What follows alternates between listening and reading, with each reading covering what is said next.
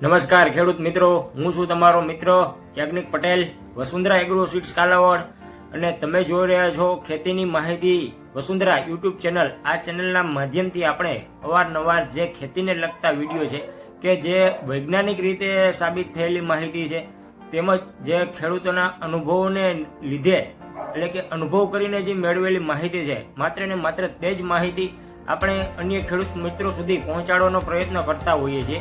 કારણ કે અત્યારે સોશિયલ મીડિયાનો જમાનો છે. ઘણા એવી લેભાગુ કંપની છે, લેભાગુ કંપનીના સ્ટાફ છે જે ખેડૂતોને અવળે માર્ગે દોરવાનો પ્રયત્ન કરતા હોય છે, તેમજ ખેડૂતોને જાળમાં ફસાવવાનો પ્રયત્ન કરતા હોઈએ છે. તો આપણે જે સાયન્ટિફિક રીતે સાબિત થયેલી માહિતી તેમજ ખેડૂતોના અનુભવને લીધે સાબિત થયેલી માહિતી અન્ય ખેડૂત સુધી પહોંચાડવાનો હંમેશા પ્રયત્ન કરતા હોઈએ છીએ, જેથી કરીને બજારમાં જે પ્રવૃત્તિ થઈ રહી છે તેનાથી ખેડૂત અવગત રહે અને માહિતી મેળવતો રહે. તો મિત્રો, વધુ પડતા ખેડૂતો એટલે કે વધુને વધુ ખેડૂત આ ચેનલના માધ્યમથી જોડાય, ચેનલને સબસ્ક્રાઇબ કરે, જો માહિતી પસંદ આવે તો વિડીયોને લાઇક કરે, તેમજ અન્ય ખેડૂત મિત્રો સુધી વિડીયોને ફોરવર્ડ કરે, જેથી કરીને માહિતી અન્ય ખેડૂત મિત્રો સુધી પહોંચાડી શકાય. હવે આજનો વિડીયો બનાવવાનું ખાસ એ કારણ કે જે ખેડૂત મિત્રોને શિયાળુ પાકોનું વાવેતર પૂરું થઈ ગયું છે, અથવા તો શિયાળુ પાક નથી વાવેલો અને ઉનાળુ પાકનું વાવેતર કરવાનું છે, એટલે કે ઉનાળુ તલનું વાવેતર કરવાનું છે, તો એના માટેની જે વૈજ્ઞાનિક કૃષિ પદ્ધતિ છે એના માટેની થોડી ઘણી આપણે વાત કરશું. આમ તો ઘણા બધા ખેડૂત મિત્રોને ખબર જ હોય છે વાવેતર ને ખેતી વિશે, પરંતુ અમુક જે એક બે નાની એવી ભૂલ હોય જેના કારણે ઉત્પાદનમાં ક્યાંક ને ક્યાંક લોસ રહી જતો હોય, અથવા તો ધાર્યા મુજબનું ઉત્પાદન ન આવતું હોય, તો એના વિશેની ચર્ચા આપણે શરૂઆતથી માંડીને અંત સુધી કરશું. ઉનાળુ તલના વાવેતર વિશે અમુક જે નાની એવી બાબતો છે, જો એ સમજણપૂર્વક કરવામાં આવે તો તલીનું જે ઉત્પાદન છે એ 12 મણથી લઈને 18 મણ સુધી સારું એવું ઉત્પાદન મેળવી શકાતું હોય છે.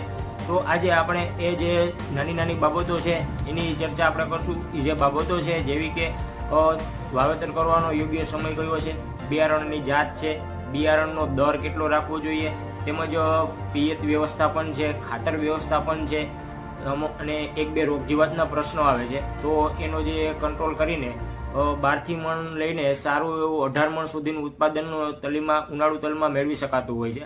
તો એની ચર્ચા આપણે પૂર્વ વિડીયોમાં બધા જ ટોપિકની આપણે ચર્ચા આ વિડીયોમાં કરશું. હવે સૌપ્રથમ વાત કરીએ તો ઉનાળુ તલનું વાવેતર શા માટે કરવું જોઈએ, શા માટે ઉનાળુ તલ જ વાવેતર વાવવા જોઈએ. તો ઉનાળુ તલ વિશે થોડી ઘણી વાત કરીએ તો ઉનાળુ તલ છે એક મહત્વનો તેલીબિયા પાક છે.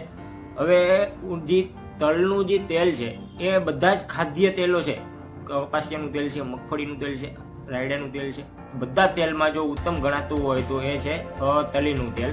કારણ કે તલીના તેલની અંદર 45 થી માંડીને 52% સુધી તેલની ટકાવારી રહેતી હોય છે, જે બધા તેલ કરતાં વધુ હોય છે. અને આ જે તલ છે એ મેન તો ચોમાસું પાક છે, પરંતુ વરસાદની પરિસ્થિતિ સારી ચોમાસા દરમિયાન રહેતી હોય, જેના કારણે ઉત્પાદનમાં ક્યાંક ક્યાંક તલીના પાકમાં લોસ રહેતો હોય છે. તેના કારણે તલીનું જે વાવેતર છે એ ઉનાળા દરમિયાન વધારે પડતું થવા લાગ્યું. અને ઉનાળામાં જે સૂર્યપ્રકાશનો કલાકો છે એ પાક ઉપર જાજો સમય રહેતો હોય, જેના કારણે પ્રકાશ સંશ્લેષણની પ્રક્રિયા વધે છે, છોડમાં રોગપ્રતિકારક શક્તિ વધે છે, અને રોગો અને જીવાતોના પ્રશ્ન પણ નહીવત અથવા તો સાવ ઓછા આવતા હોય છે. જેના કારણે ઉનાળુ તલ છે એ ચોમાસું કરતાં બમણું અથવા તો 3 ગણું લઈ શકાય છે, જેના કારણે ઉનાળુ તલનું વાવેતર અવશ્ય મિત્રો કરવું જોઈએ. હવે સૌપ્રથમ જે ઉનાળુ તલની જમીન છે તે યોગ્ય જમીન કઈ કહેવાય એના વિશે વાત કરીએ તો રેતાળું જમીન હોય, ગોરાળું જમીન છે, મધ્યમ કાળી જમીન છે, તેમજ જે જમીનની નિતાર શક્તિ બહુ સારી છે, આ જમીન જે છે એ તલની વાવેતર માટે બહુ સારી જમીન ગણાતી હોય છે. પરંતુ વધુ પડતું કાળી જમીન, ક્ષારયુક્ત જમીન છે, ભાસ્મિક જમીન છે, તેમજ બહુ જ વધારે પડતા જે ભેજનો સંગ્રહ કરી રાખતી હોય એ ટાઈપની જમીન હોય તો એમાં બને ત્યાં સુધી ઉનાળુ તલનું વાવેતર ન કરવું જોઈએ. જેના કારણે શું થશે કે વધારે પડતા ભેજના કારણે સુકારાના અથવા તો તલી જે છે એ સુકાઈ જતી હોય એવો પ્રશ્ન ઘણી વખત જોવા મળતો હોય છે. તો જેના કારણે ઓછી નિતાર શક્તિવાળી જમીન છે, મધ્યમ કાળી જમીન હોય, હલકી જમીન હોય, ગોરાળું જમીન હોય, આ ટાઈપની જમીનમાં તલીનું વાવેતર કરવું યોગ્ય અથવા તો હિતાવહ રહેતું હોય છે. ત્યારબાદ હવે જ્યારે તલ વાવવાનો જે યોગ્ય સમય છે તેની વાત કરીએ તો એટલે કે રાત્રિ દરમિયાન જ્યારે જે ટેમ્પરેચર છે એ ઓછામાં ઓછું 15 ડિગ્રી સેલ્સિયસથી નીચે ન જવું જોઈએ. એટલે કે તલનો જો સારો ઉગાવો લેવો છે તો એના માટે ગરમી હોવી અતિ જરૂરી છે. એટલે કે ટેમ્પરેચર છે 15 ડિગ્રી સેલ્સિયસથી 26 ડિગ્રી સેલ્સિયસ આડેગાડે દિવસ દરમિયાન રહેતું હોય તો આ સમયગાળા દરમિયાન તમે તલીનું વાવેતર કરી શકો છો. એટલે કે જે ફેબ્રુઆરી મહિનો છે એનું પહેલું પખવાડિયું અને વધુમાં વધુ લેટ વાવવા માટે તમારે માર્ચ મહિનાની 7 તારીખ એટલે કે માર્ચ મહિનાનું પહેલું અઠવાડિયું ત્યાં સુધી તમે તલનું વાવેતર કરી શકો છો. અને જો વધારે પડતું વહેલું વાવેતર કરવાને કારણે જે ઠંડી છે એના કારણે છોડ ઉગે છે ત્યારબાદ એનો વિકાસ રૂંધાઈ જતો હોય છે વધુ પડતી ઠંડીના કારણે. એટલે તલીનું વાવેતર વાતાવરણ પ્રમાણે તમારે જ્યારે ગરમીનું પ્રમાણ વધુ જોવા મળે ત્યારે તલનું વાવેતર કરવું જોઈએ. તલીના વાવેતર બાબતે એક વાત જે વૈજ્ઞાનિક રીતે સાબિત થયેલી છે તેની વાત કરીએ તો એટલે કે જો તમે તલીનું વાવેતર 1 ફેબ્રુઆરીએ તમે કરો છો તો તલીનો જે પાકવાનો સમય છે એ 96 દિવસનો રહેતો હોય છે. ત્યારબાદ જો તમે 10 અથવા તો 15 ફેબ્રુઆરી દરમિયાન તલીનું વાવેતર કરો છો તો એ જે તલી છે એનો પાકવાનો સમય 86 દિવસ આડેગાળેનો રહેતો હોય છે. અને ત્યારબાદ જો તમે 30 ફેબ્રુઆરી દરમિયાન જો વાવેતર કરો છો તલીનું તો એ તલી પાકવાનો સમય 76 થી 80 દિવસનો રહેતો હોય છે. એટલે કે તમે જેટલી તલી વહેલી વાવો અને એનો પાકવાનો સમયગાળો છે એ બધા પ્રકારની તલીનો એક સાથે રહેતો હોય છે. આ વૈજ્ઞાનિક રીતે સાબિત થયેલું છે તેમજ ખેડૂતોના પણ અનુભવોને લીધે સાબિત થયેલું છે કે તમે જેટલું તલીનું વાવેતર વહેલું કરો છો એનો પાકવાનો સમયગાળો અને લેટ વાવો છો એનો પાકવાનો સમયગાળો બંને સરખો રહેતો હોય છે. તલીની જે જાત છે વેરાયટી છે એની પસંદ કરવા બાબતે વાત કરીએ તો જુનાગઢ કૃષિ યુનિવર્સિટી દ્વારા બહાર પાડેલી જે વેરાયટી છે ગુજરાત 2 તલ હોય, ગુજરાત 3 હોય, ગુજરાત 5 હોય, આ બધી વેરાયટીઓ સંશોધિત કરેલી છે. રોગની સામે સારું ટકી રહેતી હોય છે. તો ગુજરાત 2 તલ આવે છે એ ઉનાળુ વાવેતર કરવા માટે વધુ અનુકૂળ આવતું હોય છે. તેમજ જે ગુજરાત 5 તલ છે એ માત્ર ને માત્ર ઉનાળા માટેની જે વાવેતર છે એના માટે બનાવેલી વેરાયટી છે. આ સિવાય જે અવની કંપની છે, વેસ્ટર્ન કંપની છે, અક્ષય સીડ આવે છે એ કંપનીની ઘણી બધી વેરાયટીઓ જે ઉત્પાદન સારું આપતી હોય એ જો વેરાયટીઓ તમે વાવેલી હોય અથવા તો આજુબાજુમાં કે વાવેલી હોય ઉત્પાદન સારું મળ્યું હોય તો એ પણ તમે વાવી શકો છો.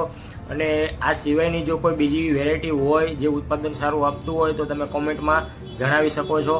અને જો કાળા તલની વાત કરીએ તો કાળા તલ માટે જુનાગઢ યુનિવર્સિટી દ્વારા બહાર પાડેલી જે ગુજરાત તલ 10 છે એ માત્ર ને માત્ર એક જ છે એ પણ તમે વાવી શકો છો. હવે જો બિયારણના દરની વાત કરીએ તો તલીનું જે બિયારણ છે એ પ્રતિ વીઘે 800 ગ્રામથી 1 કિલો એવરેજે બિયારણની જરૂરિયાત પડતી હોય છે. અને જો મારા ખ્યાલ પ્રમાણે આ ખેડૂતની જે અનુભવો છે એના દ્વારા વાત કરીએ તો જે તલીનું છે ઉનાળુ વાવેતર છે એ ડ્રીપ ઉપર કરવામાં આવે તો ડ્રીપમાં ઉત્પાદન હંમેશા સારું રહેતું હોય છે.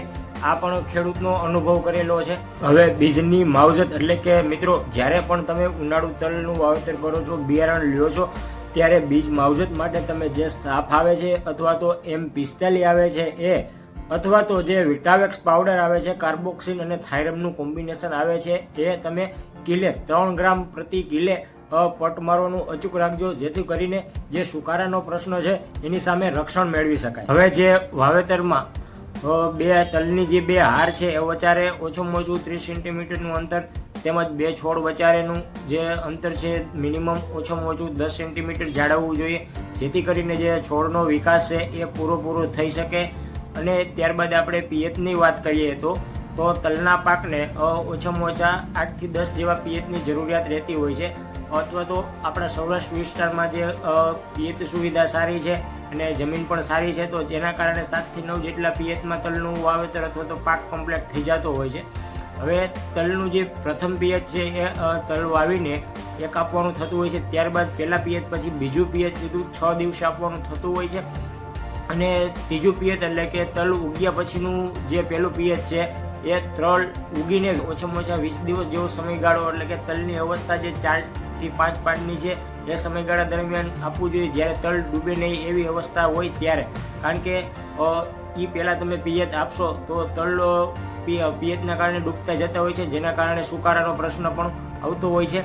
એટલે ત્યારબાદ જે બીજી જે કટોકટીની તલના પાકમાં જે અવસ્થાઓ છે જેવી કે ફૂલ અવસ્થા છે, બઢિયા અવસ્થા છે, જ્યારે બઢિયા બેસતા હોય એ અવસ્થા દરમિયાન પિયતની જરૂરિયાત રહેતી હોય છે, તો તમે આ અવસ્થા દરમિયાન પિયતની વ્યવસ્થા જાળવવી જોઈએ, જેના કારણે જે ઉત્પાદન છે એમાં પણ આપણે સારો એવો ફેરફાર જોવા મળતો હોય છે. બાકીના પિયત છે એ 8 થી 10 દિવસના અંતરે જમીનની જરૂરિયાત પ્રમાણે આપવા જોઈએ. પિયત બાબતે એક વાતનું મિત્રો ખાસ ધ્યાન રાખવું, એટલે કે સવારના જે 11 વાગ્યાથી બપોરના જે 4 વાગ્યાનો સમયગાળો છે, આ સમયગાળા દરમિયાન પિયત ન આપવું, કારણ કે દિવસ દરમિયાન ટેમ્પરેચર વધુ હોય છે અને જો પિયત આપી છે તો ટેમ્પરેચરને કારણે વરાળ જે પેદા થાય છે એના કારણે જે મૂળ છે એ બળી જવાનો પ્રશ્ન આવતો હોય, છોડ સુકાઈ જવાનો પ્રશ્ન આવતો હોય, તેમજ દિવસના જે પિયત આપો છો પવનના કારણે જે છોડ છે એ ઢળી જવાનો પ્રશ્ન આવતો હોય છે. એટલે બને ત્યાં સુધી આ સમયગાળા દરમિયાન પિયત ના આપવું, બને ત્યાં સુધી 4 વાગ્યા પછી અથવા તો સાંજના સમયગાળા દરમિયાન પિયત આપવું જોઈએ. ત્યારબાદ જો હવે ખાતર વ્યવસ્થાપન માટે વાત કરીએ તો જે પાયાના ખાતરમાં જે તલીના સારા ઉગાવવા માટે જે નાઇટ્રોજન આવે છે એ 8 થી 10 કિલો, તેમજ એની સાથે DAP આવે છે એ 8 થી 10 કિલો. અને જો તમને લાગે છે કે જમીનમાં પોટાશની ખામી છે, સલ્ફરની ખામી છે, ઝીંકની ખામી છે, તો એ તમે જમીનનો રિપોર્ટ કરાવ્યા બાદ જે મુજબ નાખવાનું થતું હોય એ તમે સાથે લઈ શકો છો. અને જે તલ ઉગીને 30 દિવસનો પાક થઈ જાય છે આ સમયગાળા દરમિયાન 8 થી 10 કિલો નાઇટ્રોજન એટલે કે યુરિયા પૂરતી ખાતર તરીકે છોડના સારા એવા વિકાસ માટે વાપરવું જોઈએ. અને સ્પ્રેની વાત કરીએ તો ઉગીને જ્યારે છોડ 30 દિવસનો થાય છે ત્યારે જે 1261 ખાતર આવે છે એ પંપે 100 ગ્રામ નાખીને છોડના સારા વિકાસ માટે સ્પ્રે કરી શકો છો. તેમજ 40 થી 45 દિવસનો સમયગાળો ફૂલફળ અવસ્થા દરમિયાન તમે 05234 આવે છે, ફોસ્ફરસ અને પોટાશ આવે છે, એ તમે પંપે 100 ગ્રામ નાખીને સ્પ્રે કરી શકો. અને 60 થી 65 થી 70 દિવસ મેક્સિમમ સુધી જે સમયગાળા દરમિયાન બૈડિયા બેસી ગયા હોય તો જે દાણા ભરાય છે એના માટે તમે 0050 જે ખાતર આવે છે પોટાશ, એ તમે દાણાના સારા એવા વિકાસ માટે વાપરી શકો છો. હવે ઉનાળુ તલના પાકમાં જે અમુક જે જીવાતો આવે છે એની વાત કરીએ તો એક તો જે પાન વાળનારી ઈયળો, એટલે કે જે ખેડૂત જનરલી એને માથા બાંધાની ઈયળ કહેતા હોય છે, તેમજ ભૂતિયું ફૂદું હોય છે. આવા જે જીવાતોના પ્રશ્ન આવે છે તો એના માટે તમે જે ક્વિનાલ ફોસ આવે છે એ અથવા તો સાયપરમેથ્રિન આ પંપમાં 20 થી 25 મિલી નાખીને એનો સારી રીતે કંટ્રોલ કરી શકો છો. તેમજ બીજું જે છે એ સફેદ માખીનો પ્રશ્ન વધુ પડતો જોવા મળતો હોય છે, તો એના માટે તમે જે એસીફેટ આવે છે એ 25 ગ્રામ તેમજ અથવા તો એસિટામિપ્રિડ આવે છે એ 10 ગ્રામ 15 લીટરમાં લઈને એનું સારો એવો કંટ્રોલ મેળવી શકો છો. જો રોગોની વાત કરીએ તો રોગોમાં મુખ્યત્વે પાનના ટપકા જોવા મળતા હોય છે, સુકારો જોવા મળતો હોય છે, થડ અને મૂળનો જે સુકારો છે એ જોવા મળતો હોય છે, તેમજ પાંદડા છે વણાઈ જતા હોય, કુકડાઈ જતા હોય, તેમજ એમાં પાંદમાં ગુચ્છા પણ જોવા મળતું હોય છે. આ ટાઈપના રોગો તલીના પાકમાં જોવા મળતા હોય છે.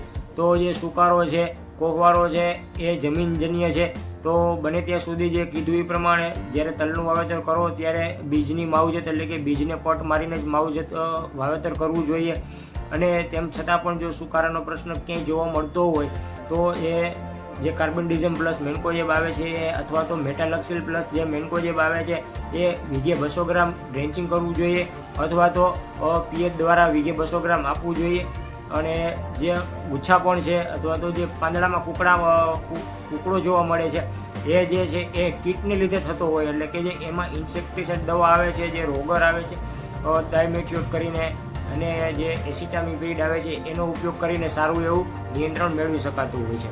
તો ખેડૂત મિત્રો, આ રીતે તમે જે ઉનાળુ તલનું યોગ્ય રીતે વૈજ્ઞાનિક પદ્ધતિથી વાવેતર કરીને જે યોગ્ય સમયગાળો છે, યોગ્ય પિયત વ્યવસ્થાપન છે, ખાતર વ્યવસ્થાપન છે, તેમજ જે રોગ જીવાતનો કંટ્રોલ કરીને વીઘે 12 મણથી લઈને 18 મણ સુધી ઉત્પાદન મેળવી શકો છો.